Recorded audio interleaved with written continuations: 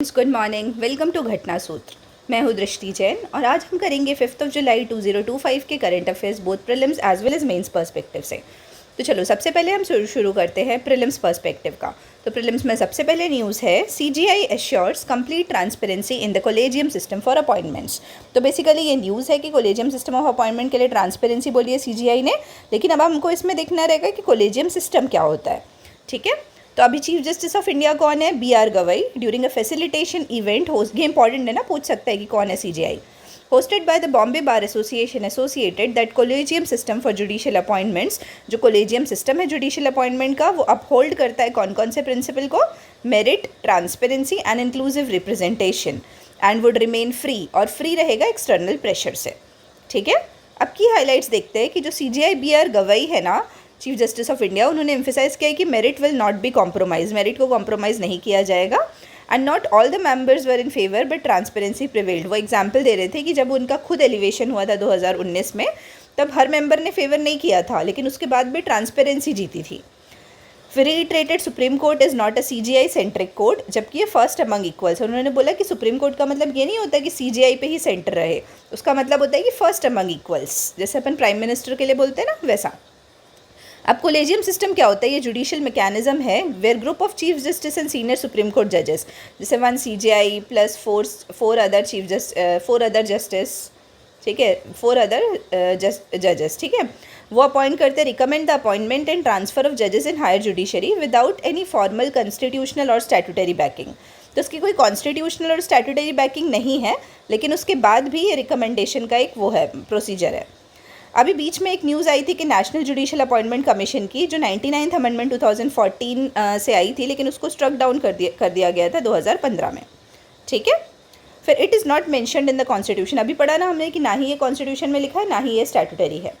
In the collegium system the quorum, अब quorum का मतलब क्या होता है? मिनिमम नंबर ऑफ जजेस जितने होने चाहिए टू टेक द डिसीजन। जैसे अभी मैंने बोला ना 1+4, ये लिखा था 1+4 है, ठीक है, वो 2 नहीं, पहले 4 लिखा था, बाद में 2 हो गया।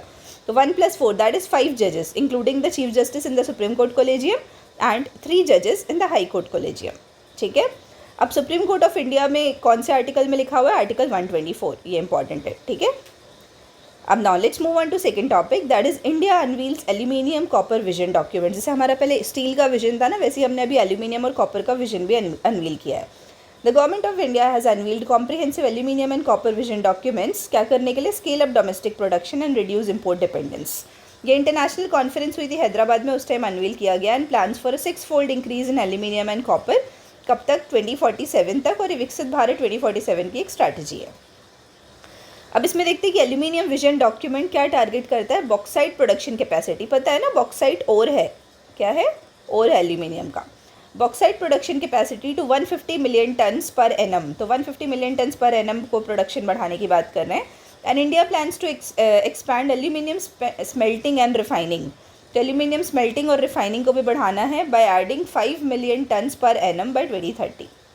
अब कॉपर के रेस्पेक्ट में बात करेंगे तो कॉपर में क्या बोल रही है? Goal of adding 5 million tons per annum in smelting and refining capacity by 2030, और 6-fold, दोनों में ऑलमोस्ट सेम है, 6-fold, ठीक है, 2047 तक।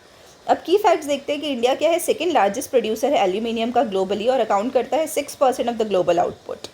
ये इंपॉर्टेंट है, ठीक है। लार्जेस्ट प्रोड्यूसर इज चाइना, ये भी प्रीलिम्स में पूछ सकता है, ठीक है। लार्जेस्ट प्रोड्यूसर इज चाइना, और इंडिया कितना? 6% ऑफ द ग्लोबल आउटपुट, और सेकेंड नंबर पे है। फिर the vision focuses on carbon technologies, green smelting, private sector participation through global partnerships. The Aluminium Vision aims to strengthen the raw material security, reform regulatory policies and promote sustainability in the non-ferrous metal sector. तो एक इसमें non ferrous, aluminium पता है ना non ferrous है, तो उस sector में सस्टेनेबिलिटी प्रमोट करने की बात कर रहे हैं। एनर्जी ट्रांजिशन लाना है, जॉब क्रिएशन करना है, एंड इकोनॉमिक रेजिलियंस लाना है।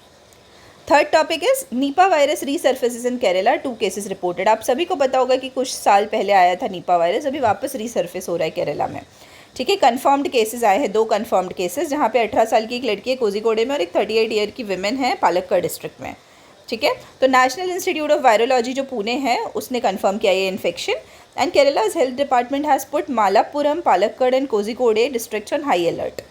ये 3 डिस्ट्रिक्ट को हाई अलर्ट पर डाला है, ठीक है। अब नीपा वायरस क्या है? जूनोटिक डिसीज़ है जो ट्रांसमिट होता है from animals to humans, causing severe respiratory illness, तो रेस्पिरेटरी इलनेस हो जाती है और एनसेफेलाइटिस हो जाती है with a high fatality rate. पहला आउटब्रेक 2001 में पाया गया था वेस्ट बंगाल में, और अदर मेजर आउटब्रेक से 2018 में नीपा वायरस आए थे केरला में, 2021 में आया था और 2023 में आया था। ठीक है, अभी हमने ऊपर नाम पढ़ा ना नेशनल इंस्टीट्यूट ऑफ वायरोलॉजी, तो उसका क्या सिग्निफिकेंस है कि नेशनल इंस्टीट्यूट ऑफ वायरोलॉजी जो पुणे है, ये प्रीमियर लैब है ICMR के under, Indian Council of Medical Research के अंडर। ये रिस्पॉन्सिबल है confirmation and surveillance of viral diseases के लिए। फिर ICMR की बात करते हैं तो इंडिया का एपेक्स बॉडी है फॉर बायोमेडिकल रिसर्च, जो 1911 में बनी थी, responsible for formulating and coordinating and promoting health research, setting ethical guidelines, funding intramural and extramural studies. तो बेसिकली रिसर्च करने के लिए, स्टडीज़ करने के लिए ये रिस्पॉन्सिबल है। And national institute of virology, clinical trials registry of India, ये सब चीज़ों को ये मैनेज करता है, and translating scientific knowledge into health policies. ठीक है, उसके बाद आते हैं हम next topic, that is US pressures on GM crops underlines Indian farmers predicament. तो क्या US ना, अभी अपन ने 2 दिन पहले और यही सेम न्यूज़ पढ़ी थी GM क्रॉप्स के ऊपर, उसमें मेंस वाला टॉपिक पढ़ा था। तो US के बहुत कंटिन्यूस प्रेशर डाल रहा है GM क्रॉप्स के इंपोर्ट एक्सपोर्ट से रिलेटेड, कि मतलब वहाँ उनका सामान हम मंगाएं, लेकिन यदि हम ऐसा करते हैं तो हमारे फार्मर्स को काफ़ी ज़्यादा दिक्कत हो जाएगी। The US under the Donald Trump administration is pressurising India to open its market, जो न्यूज़ उस दिन पढ़ा था, for genetically modified crops specifically soybean and maize. क्या क्या चीज़ में? सोयाबीन और मेज़ में, to benefit American farmers. However, Indian farmers continue to face restrictions on access to GM technology, reducing their competitiveness in the global market. तो अभी क्या है कि हम तो GM टेक्नोलॉजी यूज़ कर नहीं रहे, हमारे फार्मर्स के पास है नहीं, तो हम वहाँ की मंगाएंगे तो हमारे फार्मर्स को तो बहुत ज़्यादा लॉस होगा ना। तो जियोपॉलिटिकल और एग्रीकल्चरल डिलेमा हो जाएगा for India as it imports large volume of soy oil and maize while denying its farmers GM solution. ठीक है, क्योंकि हम काफ़ी ज़्यादा इंपोर्ट भी करते हैं। अब की हाइलाइट्स की बात करते हैं तो 2024 में US एक्सपोर्ट्स और वैल्यूड है $24.5 बिलियन रॉ सोयाबीन का, और $13.7 बिलियन मेज़ के लिए। अब पोटेंशियल क्या है कि $52 बिलियन तक बढ़ सकता है यदि सोयाबीन, इथेनॉल और डिस्टिलर्स ग्रेन्स आर यूज्ड। ठीक है, फिर India import 5 million ton of soybean oil annually. कितना? 5 मिलियन टन हम इंपोर्ट करते हैं annually, mainly due to low domestic yield, क्योंकि हमारे यहाँ यील्ड बहुत कम है और USA में 3.5 टाइम्स द यील्ड है अपने यहाँ से। फिर इंडिया का मेज़ प्रोडक्शन बढ़ते जा रहा है और उसको बायोफ्यूल और एनिमल फीड डिमांड के कारण और ज़्यादा बढ़ा रहे हैं अपन। फिर इंडिया के जो फार्मर्स हैं अचीव, स्पेसिफिकली बिहार के, achieve per hectare maize yields comparable to US states like Iowa and Illinois. तो क्या है, जो बिहार के कुछ फार्मर्स हैं ना, उनकी जो यील्ड है वो US के कंपैरिजन में है कुछ स्टेट्स के। फिर GM क्रॉप्स इन, ये बहुत अच्छा पॉइंट है ना, GM crops in US resist paste and tolerate herbicides. तो GM क्रॉप्स का वहाँ क्या फ़ायदा होता है कि वहाँ पेस्ट नहीं लगते और हर्बिसाइड्स को टॉलरेट कर देते हैं, जिससे प्रोडक्टिविटी बढ़ जाती है। फिर despite one of the largest cotton exporters, India has band GM मेज and soybean cultivation affecting farmers income and import competitiveness. तो हम क्या अभी कॉटन के सबसे बड़े एक्सपोर्टर है, लेकिन हमने GM मेज़ को और सोयाबीन कल्टिवेशन GM सोयाबीन को बैन करके रखा है। अब की फैक्ट्स देखते हैं तो GM क्रॉप्स क्या होते हैं, जेनेटिकली मॉडिफाइड क्रॉप्स क्या होते हैं, इनके DNA में मॉडिफिकेशन किया जाता है बायोटेक्नोलॉजी की हेल्प से, for better yield, resistant to pest and herbicide tolerance. इन सब चीज़ों के लिए उनको मॉडिफाई किया जाता है। फिर India has approved GM cotton को अप्रूव किया है, but has not approved GM soybean and मेज़। तो अभी सिर्फ हम GM कॉटन ही लगा रहे हैं, बाकी GM सोयाबीन और GM मेज़ नहीं लगा रहे हैं। फिर रेगुलेटिंग बॉडीज़ में देखी जाए तो जेनेटिक इंजीनियरिंग अप्रेजल कमेटी है, जो Ministry of Environment, Forest and Climate Change के अंदर है, और वो भी इन्वॉल्व है पॉलिसी मेकिंग में ऑन GM क्रॉप्स। और India has over 12 million hectares. तो 12 million hectares under maize and 13 million hectares under soybean cultivation हमारा। ठीक है, फिर नेक्स्ट टॉपिक हम देखते हैं, India must renegotiate Indus water treaty on its term. तो अभी हमने ऑपरेशन सिंदूर के टाइम सस्पेंड किया था ना, उसके रेफरेंस में। अब देखो ये डायग्राम काफ़ी इंपॉर्टेंट है, इसमें हमने बताया है कि ये इंडस रिवर है। देखो ये जो मार्क्ड है ना, ये इंडस रिवर है। तो इंडस रिवर है और ये लद्दाख वाले रीजन से होके निकलती है। ठीक है, अब यहाँ पे इसकी कौन कौन सी ट्रिब्यूटरी है, तो झेलम, चेनाब, रवि, सतलज और इब्यास। ठीक है, 5 ट्रिब्यूटरी है। ये कब साइन की गई थी? 19 सितंबर 1960 में। 1960 याद रखिएगा। पार्टीज़ हैं इंडिया एंड पाकिस्तान, और किसने ब्रोकर किया था? वर्ल्ड बैंक ने। ये काफ़ी इंपॉर्टेंट है। तो इसमें जो शेयर है वो इंडिया को कौन कौन सा मिला? ईस्टर्न रिवर्स का मिला, रवि, ब्यास, सतलज, जिसको आप लोग ऐसे याद रख सकते हो RBS से, और पाकिस्तान को ICJ, international court of justice होता है ना, तो पाकिस्तान को कौन कौन सा मिला? इंडस, झेलम और चेनाब का। ठीक है, अब देखते हैं कि उत्तम कुमार सिन्हा जो सीनियर फेलो है Manohar Parrikar institute for defence studies और एनालिसिस में, उसमें उन्होंने बोला है कि इंडस वाटर ट्रीटी को हमको रीनेगोशिएट करना चाहिए। अब की हाइलाइट्स का बेसिकली मैंने पूरा पार्ट बता दिया है, कि रिस्पॉन्सिबिलिटीज़ वाली पार्ट बस देख लेते हैं कि इंडिया की रिस्पॉन्सिबिलिटी ज़्यादा है एज बिकॉज अपन अपर राइपेरियन स्टेट है, while Pakistan gains access to over 80% of the Indus water. ठीक है, पाकिस्तान को 80% से ज़्यादा पानी मिलता है। The permanent Indus commission has not conveyed since 2023। तो जो परमानेंट इंडस कमीशन है वो 2023 से उसकी मीटिंग नहीं हुई है, तो एक डेडलॉक क्रिएट हो जा रहा है। ठीक है, अब अभी इंडस वाटर ट्रीटी अपन ने देखा 1960 में साइन हुई थी। ये किसने साइन किया था? जवाहरलाल नेहरू इंडिया से थे और फील्ड मार्शल अयूब खान थे पाकिस्तान से। ठीक है, इंपॉर्टेंट है, ध्यान रखिएगा। अभी हमने देख लिया कि ईस्टर्न रिवर्स का जो शेयर है रवि ब्यास और सतलज का पूरा 100% वो इंडिया के पास है, और पाकिस्तान कंट्रोल करता है वेस्टर्न रिवर्स को, इंडस, झेलम और चेनाब को, और 80% एक्सेस है पाकिस्तान को, 20% है इन रिवर्स का अपने को, क्योंकि अपने यहाँ से होके गुजरती है ना। India does not fully utilise its share of western river water rivers due to environmental and diplomatic constraints. तो इन्वायरमेंटल और डिप्लोमेटिक कंस्ट्रेंट्स आ जाते हैं बहुत ज़्यादा। अब हम ना कुछ HEP बना रहे हैं, उसके नाम याद रखिएगा JNK में। तो किशन गंगा बना रहे हैं हम झेलम रिवर पे, और रैटल बना रहे हैं हम चेनाब रिवर पे। ठीक है, ये हमने प्रीलिम्स में उस दिन क्वेश्चन भी देखा था। उसके बाद हम आते हैं नेक्स्ट टॉपिक में, highest maternal deaths in Bihar due to anaemia. तो बोल रहे हैं कि बिहार में बहुत ज़्यादा डेथ हो रही है, हाईएस्ट हो रही है due to anaemia. According to a recent report from health department, anaemia is the leading cause. Anaemia सबसे बड़ा कॉज है मैटरनल मॉर्टैलिटी, मतलब मदर लोगों की जो डेथ हो रही है बिहार में, और रिस्पॉन्सिबल है वो 17% of the pregnancy related deaths के लिए। कितना? 17%, बहुत बड़ा नंबर होता है। मोस्ट ऑफ द केसेस कहाँ से रिपोर्ट किए गए हैं? मुजफ्फरपुर डिस्ट्रिक्ट से। ठीक है, अब की हाईलाइट्स देख लेते हैं। तो NFHS 5 के हिसाब से around 60% of the pregnant women from Bihar are anaemic. ये कितना बड़ा नंबर है सोचो, मतलब बहुत ही ज़्यादा बड़ा नंबर है कि 60% लोग एनेमिक हैं, 60% वुमेन एनेमिक है। The maternal mortality rate in Bihar has reduce but still remains high in 2023। तो 130 डेथ्स हुए थे पर 1 लाख लाइव बर्थ्स। फिर वैसे 2019-20 में 136, 2018-19 में 128 और 2017-18 में 118। मुजफ्फरपुर डिस्ट्रिक्ट में हाईएस्ट नंबर है मैटरनल डेथ्स के, और large number of pregnant women in the state do not take iron supplement. तो आयरन सप्लीमेंट और जो फोलिक एसिड का सप्लीमेंट होता है ना, वो इन लोग ले नहीं रहे रेगुलरली। कौन सा होता है? एक आयरन लिखा ही हुआ और एक फोलिक एसिड होता है। ठीक है, फिर एनीमिया के बारे में बात करते हैं। तो एनीमिया क्या एक कंडीशन है जहाँ पे lower than normal level of RBCs और हीमोग्लोबिन होते हैं, leading to reduced oxygen transport. तो यहाँ पे क्या होता है? फिर ऑक्सीजन ट्रांसपोर्ट बहुत कम हो जाता है, और ये मेनली क्यों होता है? आयरन की डेफिशिएंसी से होता है, स्पेसिफिकली विमेन और चिल्ड्रन में होता है। अभी हमने ऊपर NFHS 5 देखा था ना, तो NFHS 5 क्या है? एक बहुत बड़ा सर्वे है जो अभी लास्ट 5th नंबर का 2019-21 में हुआ था, जो health, nutrition, fertility, family planning और वुमेन एम्पावरमेंट पे फोकस करता है। और ये बताया, उसी रिपोर्ट ने बताया कि एनीमिया में राइज हुआ है विमेन और चिल्ड्रन में। अभी हमने देखा था ना आयरन और फोलिक एसिड, तो इसी का सप्लीमेंट दिया जाता है एनीमिया मुक्त भारत और पोषण अभियान के अंदर, आयरन एंड फोलिक एसिड। फिर पोषण अभियान की बात करते हैं, जो मार्च 2018 में लॉन्च किया गया था। ये इंडिया की फ्लैगशिप स्कीम है जो टेक्नोलॉजी एनेबल करता है रियल टाइम मॉनिटरिंग के लिए, कन्वर्जेंस ऑफ न्यूट्रिशन स्टेटस के लिए एंड कम्युनिटी मोबिलाइजेशन के लिए। ठीक है, तो उससे stunting, underweight, anaemia and low birth weight वगैरह हम टैकल कर सकते हैं। ठीक है, फिर next topic is India's first manhole ambulance service launched in Patna. In a first for the country, Patna Municipal Corporation has launched India's first manhole ambulance service on 22nd May 2025 to ensure the safety of sanitation workers. तो जो sanitation workers है ना, उनके लिए ambulance service launch की है, जिससे immediate rescue and relief medical aid मिल सके। ठीक है, सर्विस किससे इंस्पायर्ड है? इंस्पायर्ड बाय द कैंपेन कितने दुरुस्त कितने खराब, बाय हिंदुस्तान न्यूज़पेपर। तो ये कैंपेन था कितने दुरुस्त कितने न्यूज़पेपर, उससे इंस्पायर्ड है। तो ये किसने इनॉग्रेट किया है? पटना के मेयर ने इनॉग्रेट किया है, सीता साहू। और ये पटना म्यूनसिपल कॉरपोरेशन के कंट्रोल रूम से ऑपरेट किया जाएगा। बस इतना ही याद रखिएगा।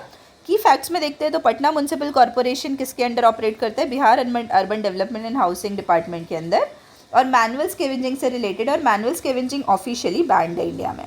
अब इससे रिलेटेड क्या स्कीम है कि नेशनल कमीशन फॉर सफाई कर्मचारी एक बॉडी बनी थी जो स्टैट्यूटरी थी 2004 तक, लेकिन बाद में नॉन स्टैट्यूटरी हो गई। और ये किसके अंदर है? मिनिस्ट्री ऑफ सोशल जस्टिस के अंदर है, जो सेफगार्ड करता है राइट्स को, health, safety, wages and socio economic upliftment of sanitation workers. ठीक है, और अभी इसको एक्सटेंड कर दिया गया है 2028 तक। Next topic is India launches first internationally recognised equine disease free compartment for RVC centre Meerut.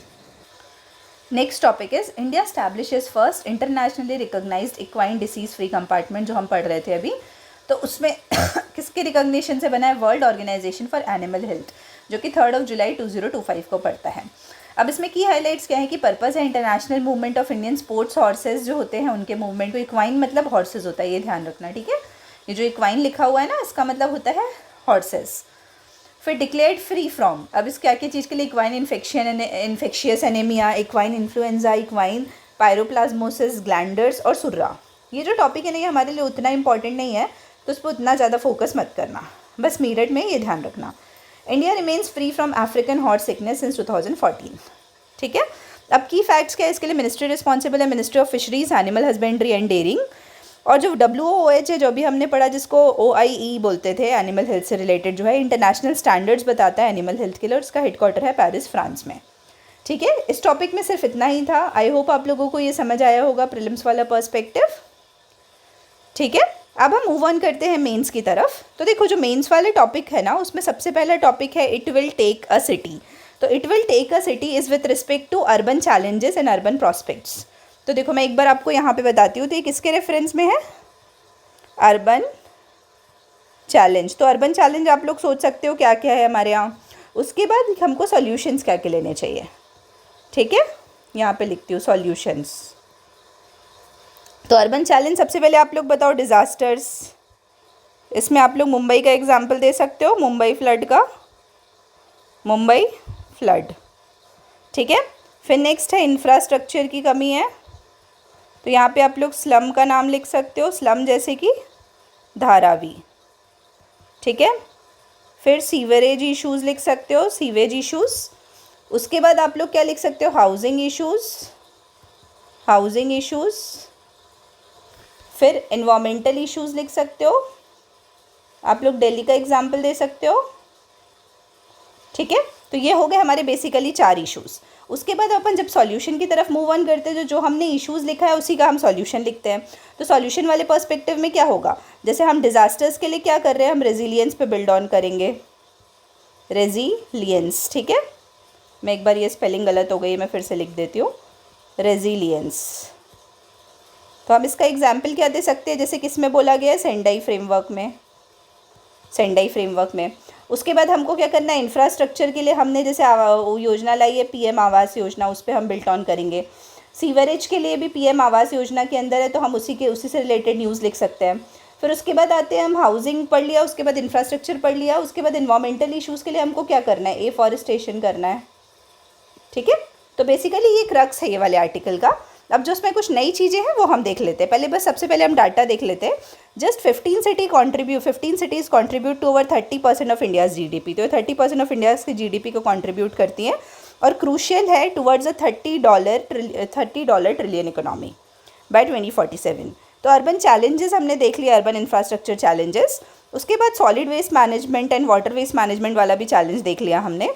Urban housing and congestion challenge भी देख लिया।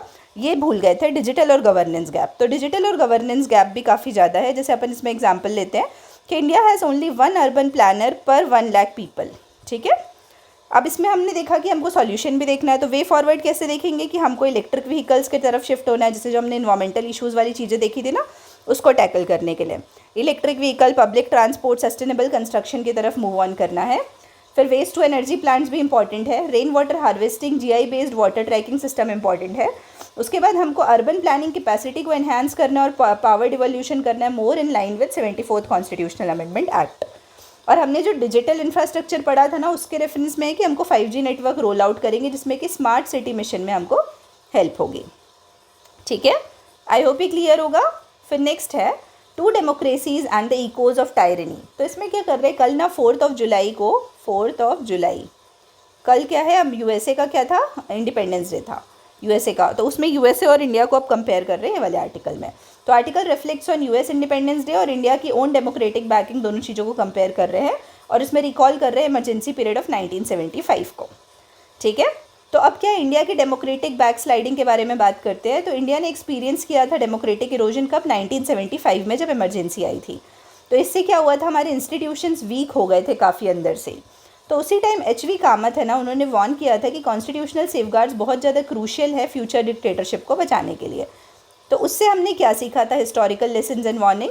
तो हमने सीखा था कि democracy is not self perpetuating but requires constant defence. मतलब सेल्फ परपिचुएटिंग नहीं है, उसको रेगुलर वो चाहिए रहता है अपडेशन। फिर एच.वी. कामत ने कंपेयर किया था इंडिया के कॉन्स्टिट्यूशन को, जो थ्रेड दिया हुआ है वेमर कॉन्स्टिट्यूशन। वेमर कॉन्स्टिट्यूशन कहाँ का है? जर्मनी का। तो democracies risk hollowing out from within, not necessarily through violent coups. तो क्या बोल रहे हैं कि ऐसा ज़रूरी नहीं कि जब वायलेंट कूप्स होगा तभी डेमोक्रेसीज ख़राब होंगी, और भी चीज़ें होती है जब डेमोक्रेसीज ख़राब हो सकती हैं। अब हम नेक्स्ट सेगमेंट पढ़ेंगे कि हम यूएसए से कैसे कंपेयर कर रहे हैं। तो the US also faces threats, तो यूएस में भी थ्रेट्स आ रहे हैं with references to Donald Trump's attempts to overturn 2020 election. तो डोनाल्ड ट्रम्प ने वो डिजिटल वो यूज़ किया था ना मीडिया इलेक्शन को हैम्पर करने के लिए 2020 के, उसका एग्जाम्पल दिया है। तो चेक्स एंड बैलेंसेस बहुत ज़्यादा ज़रूरी होते हैं जिससे कि पॉपुलिस्ट प्रेशर को हटाया जा सके। अब हम लेटेस्ट फैक्ट्स देखते हैं। तो इमरजेंसी अपने यहाँ कब डिक्लेयर हुई थी? 25 जून 1975 और 21 महीने तक चली थी, ये याद रखिएगा, ठीक है। कितने दिन तक? 21 महीने तक। 25 जून को हुई थी 1975। ड्यूरिंग इमरजेंसी सिविल लिबर्टीज़ वगैरह को सस्पेंड किया गया था, प्रेस को सेंसर किया गया था। और यूएस कैपिटल में वैसे ही जैसे अपन इंडिया का बताया, वैसे यूएसए का 6 जनवरी 2021 को 2021 को कंसर्न्स रेज हुए थे डेमोक्रेटिक रेजिलियंस के ऊपर। और जो एच.वी. कामत थे ना, अभी हम जो बार बार नाम पढ़ रहे थे कि उन्होंने वॉर्न किया था इमरजेंसी से रिलेटेड, तो ये कॉन्स्टिट्यूएंट असेंबली के मेंबर थे एच.वी. कामत। वे फॉरवर्ड देखते कि हमको क्या करना चाहिए। इंस्टीट्यूशनल इंडिपेंडेंस को हमको स्ट्रेंथन करना है, कॉन्स्टिट्यूशनल सेफगार्ड्स को और ज़्यादा बढ़ाना है जिससे मिसयूज़ बच सके इमरजेंसी पावर्स का, सिविक एजुकेशन को बढ़ाना है और चेक्स एंड बैलेंसेस प्रमोट करना है, एंड लास्ट इज कि पॉलिटिकल अकाउंटेबिलिटी को एनहांस करना है जिससे कि डिक्टेटरशिप ना आ सके। ठीक है, आई होप ये क्लियर होगा आप लोगों को। अब मिलेंगे अपन शाम को इससे रिलेटेड क्वेश्चंस को लेके, ठीक है। तब तक के लिए आप सभी को बहुत बहुत धन्यवाद एंड ऑल द बेस्ट।